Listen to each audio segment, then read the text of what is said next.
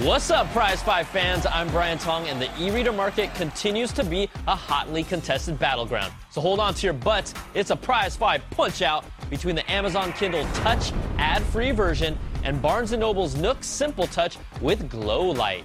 Now, our judges for this fight are Executive Editor John Go Home Falcone, Executive Editor David the Bad Boy Carnoy, and myself, Brian King Kong Tong. We'll take all three judges' scores and average them out to the nearest 10th each round. The final Prizefight score will be an average of all rounds using the same decimal system. We're going 5 rounds deep. First up is design. Amazon's Kindle Touch streamlines its design with an all-touch interface, removing the keyboard and using a physical home button. It has a minimalist design with a soft textured backing and is barely slimmer compared to its competition. Now, the Barnes & Noble Nook Simple Touch has a unique e-reader design with rounded corners and a backside contour design. It's more ergonomic and comfortable to hold, and the Glowlight version has a gray accent on the border. We wish it was a little thinner, but its smaller footprint is nifty and gives it the edge. The Nook Simple Touch gets a 4.3, and the Kindle Touch gets a 4. Next round is navigation and interface. The Kindle's navigation is simple and straightforward, but there are a few curious things. You have to use the power button to wake it from sleeping instead of just pressing the home button that's right there. The home button serves literally no other function than to go back to the home screen, and when you're reading, you have to press in a specific area up top to bring up options, even though it's a minor annoyance. But really, the OS is just too plain Jane and lacks any elegance or polish. Now, the Nook Simple Touch has both touch and physical control navigation. When reading books, you can move through the pages by either touching or using the physical controls on the side to turn pages. Pressing on the screen brings up more options, and the home button not only helps to wake the Simple Touch, but it's really the heart of the navigation for the main functions in a toolbar, plus holding it down activates the Glowlight for reading. Overall, the feel and controls here are just better. The Nook Simple Touch gets a 4, and the Kindle Touch gets a 3. So after averaging 2 rounds, Barnes & Noble leads. Next round is features. The Kindle Touch can listen to music or audiobooks through its speakers or headphone jack, and it really makes it more than just an e-reader. Text-to-speech is supported, but not all books can take advantage of it. Would the fall never come to an end? Amazon also touts their X-ray mode that breaks down important people, places, or topics within the reading, but again, it's not available for all books.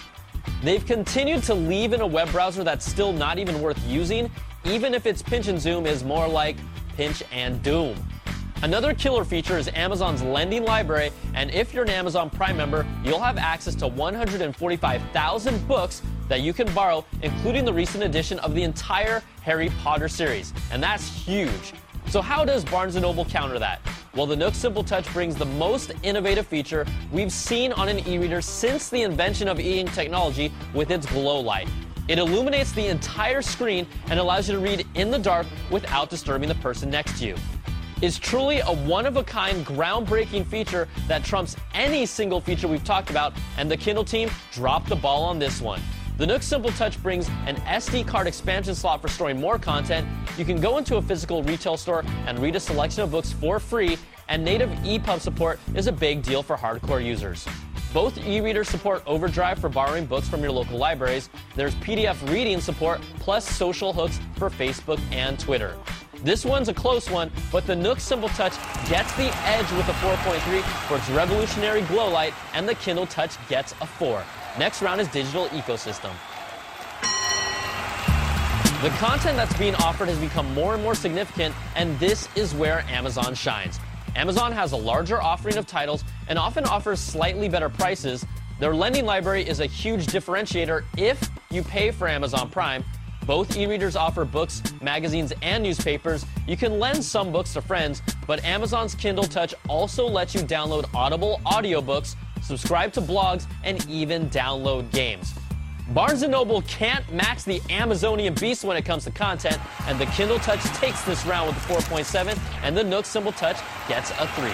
So after averaging 4 rounds, we're tied at 3.9. The final round that decides it all is value. The Kindle Touch ad-free version is $139, and if you're okay with having an ad-supported version, it will cost only $99. Now, at first, I didn't mind. It doesn't get in the way of reading. But when I was hammered with Twilight ads for about a month, I had a change of heart. The Nook Simple Touch with Glowlight is also $139, but it sets the standard for e-readers moving forward and is well worth it if you do any nighttime reading. And you won't ever see a third-party ad on either of these.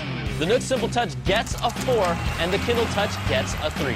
So let's average out all 5 rounds, and in a battle where the Nook came out firing, Amazon hit back hard for its digital ecosystem, but it just wasn't enough, and the Nook Simple Touch with Glowlight takes this battle 3.9 to 3.8 and is your Prizefight winner.